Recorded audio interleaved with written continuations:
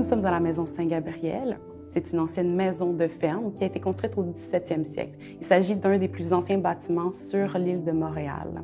Acheté en 1668 par Marguerite Bourgeois, fondatrice de la Congrégation de Notre-Dame, cette maison a servi de lieu d'accueil pour les filles du roi qui venaient jusqu'à Ville-Marie. Le musée a ouvert en 1966 pour vous accueillir et pour vous faire découvrir tous les secrets cachés dans cette maison. Mais à notre avis, notre secret le mieux gardé, eh bien, il s'agit de notre équipe de guides qui, justement, peut vous permettre d'avoir une visite interactive et personnalisée.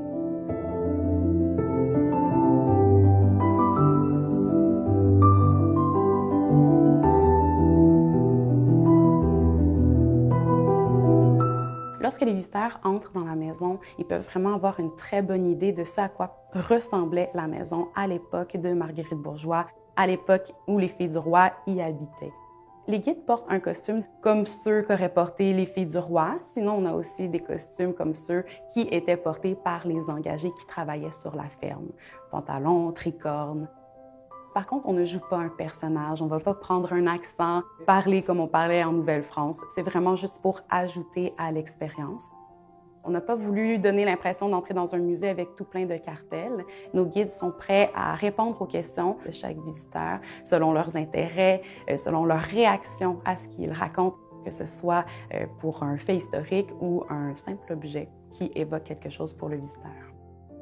Par exemple, ici, on a un évier qui est fait à partir d'une pierre calcaire qui a été tirée près du fleuve Saint-Laurent. Juste cette information-là peut emmener le guide à nous expliquer que le fleuve était tout près, qu'il a été remblayé avec le temps, donc que le décor a changé. Ça peut aussi apporter le guide à expliquer que cette pierre servait à couper des aliments. On peut même aller jusqu'à raconter que l'eau qui avait été souillée était récupérée pour donner aux cochons, parce qu'on n'engraisse pas un cochon à l'eau claire. Donc vraiment, on peut aller dans tous les sens avec un simple objet.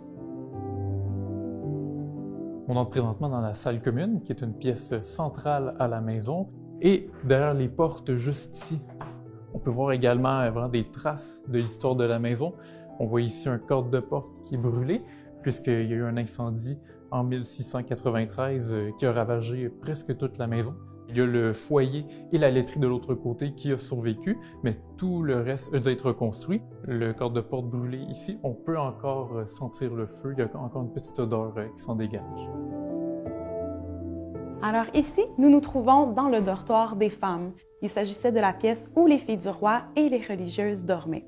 On ne trouvait pas de lit au 17e siècle, on dormait plutôt sur des paillasses, des grands sacs de paille qui étaient posés directement sur le sol.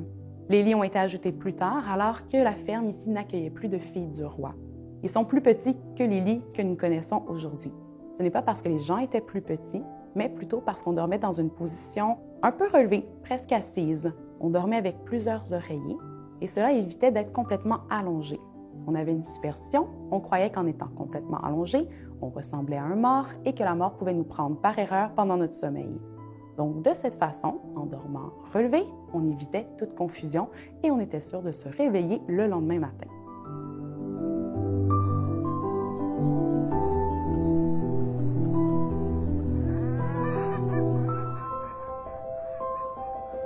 La maison Saint-Gabriel se trouve à Pointe-Saint-Charles, à peine 5 minutes du centre-ville. Par contre, on n'a pas du tout cette impression quand on arrive sur le site parce qu'avec toute la verdure, les arbres, les jardins, on a vraiment l'impression d'être dans un petit havre de paix.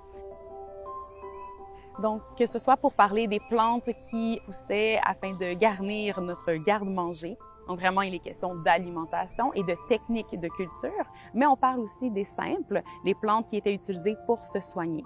Ma partie préférée, c'est lorsqu'on entre dans les croyances et les superstitions. Donc, par exemple, le thym, une herbe qu'on utilise beaucoup dans nos cuisines aujourd'hui, qui à ce moment-là était associée au courage et elle pouvait même parfois être placée dans les vêtements d'un soldat qui partait à la guerre. À la maison Saint-Gabriel, les guides sont toujours présents pour vous accueillir et pour vous faire découvrir tous les secrets cachés dans cette maison. Le tout en rendant l'histoire tellement vivante.